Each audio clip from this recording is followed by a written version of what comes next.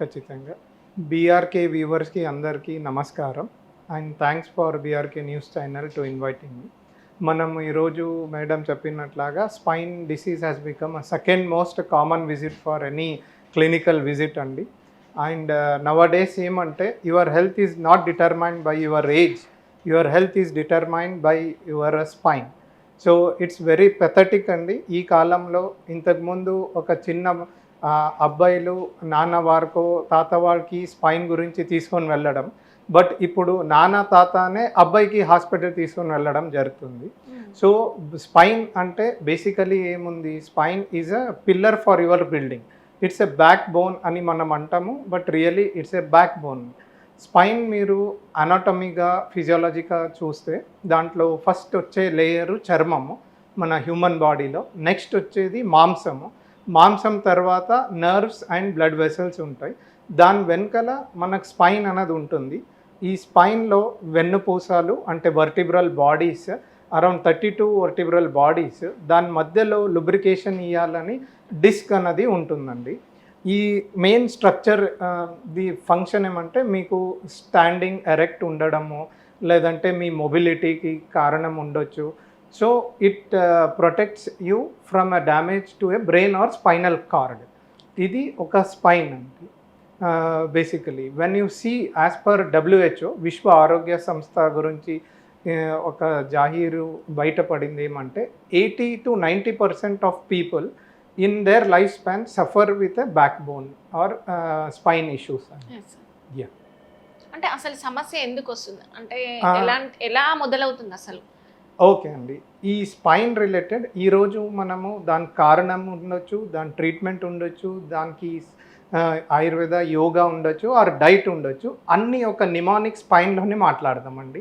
వీక్షర్కి అందరికీ it will be very easy to remember and understand. So ముఖ్యము మనం కారణం చూస్తే కానీ స్పైన్కి, స్పైన్ అన్నదే ఒక నిమోనిక్ అండి. ఎస్ అంటే stress or trauma, whereas P అంటే పోస్ట్ ట్రామా అంటే యాక్సిడెంట్స్ ఏమన్నా జరిగిన తర్వాత, ఐ అంటే infection or inflammations in the body అండి. ఏదో ఇన్ఫెక్షన్ మూలంగా మీకు స్పైన్ డిసీజ్ రావచ్చు or any inflammations in the body also will lead to the spine disorders అండి. వెరాజ్ ఎన్ అంటే నియోప్లాజమ్స్ అండి. Neoplasm is nothing but cancer లాగా గ్రోత్ ఆర్ ఏదో ఒక గడ్డ వెన్నుపూస పైన ప్రెషర్ పడి మనకు బ్యాక్ పెయిన్ రావడం ఉంటుంది. ఈ అంటే endocrine disturbances are your degenerative conditions అండి. These are the major reasons, కారణము. దీనివల్లనే మీ స్పైన్ ప్రాబ్లం రావచ్చు. అంటే చిన్న వయసులో ఎక్కువ వస్తుంది సార్ ఈ మధ్య కాలంలో. ఇప్పుడు మీరు చెప్పినట్టు పెద్ద వయసు వారికి ఎక్కువ వస్తుందని చెప్పారు, బట్ చిన్న వయసులో అంటే చిన్న వయసులో వర్క్ చేయడం వలన లేకుంటే ఏంటి అసలు? అవునమ్మా, ఈవెన్ మా క్లినికల్ ప్రాక్టీస్లో ఇప్పుడు చూసేది ఏమంటే 8, 9, 10 క్లాస్ విద్యార్థి కూడా MRI చేస్తే వెన్నుపూసలు ప్రాబ్లం ఉంది, డిస్క్ బల్జ్ ఉంది, డిస్క్ ప్రొలాప్స్ ఉంది అని వస్తుంది. యాజ్ ఐ సెడ్, ఫస్ట్ కారణం స్పైన్లో చెప్పాను స్ట్రెస్ అండ్ స్ట్రెయిన్ అని. సో పిల్లలు వాళ్ళ కెపాసిటీ మీరి బుక్స్ వేసుకొని వెళ్తున్నారు స్కూల్కి. సో ఆ స్ట్రెయిన్ అనేది పెడుతుంది. మళ్ళీ ఈ కాంపిటేటివ్ ఎరాలో స్ట్రెస్ అనేది చాలా బాగా అయిపోయింది. It's not in middle age or working people, but it also affecting the small kids అండి. This is the another main reasons for kids having the spine problem. So ఆ స్ట్రెస్ నుంచి ఏమవుతుంది, మాంసం మొత్తం బిగి పట్టుకొని పోతాయి అండ్ దానివల్ల ఇన్ఫ్లమేషన్ ఎక్కువగా అయ్యి స్పెయిన్ ప్రాబ్లం వస్తుంది.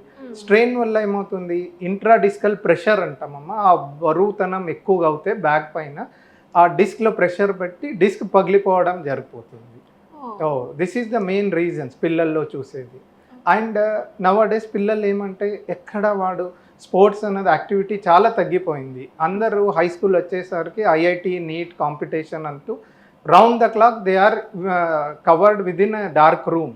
There is no sunlight exposure at all and no activity at all. Okay, ఈ విటమిన్ డి ఎఫెక్ట్ ఏమైనా ఉంటుందా అట్లా స్పైన్? యా ఆఫ్ కోర్స్ అమ్మా. ఆహారంలో అందరూ పోషకాలు అడుగుతుంటారు ఏం ఆహారం తింటే బాగుంటుంది అని. ఆహారంలో ఎండ కూడా ఒక ఆహారం అమ్మ. So they have to eat sunlight, early morning sunlight at least for 15 hours. బాడీకి ఎక్స్పోజర్ అయితే బోన్స్ గట్టిగా ఉంటాయి,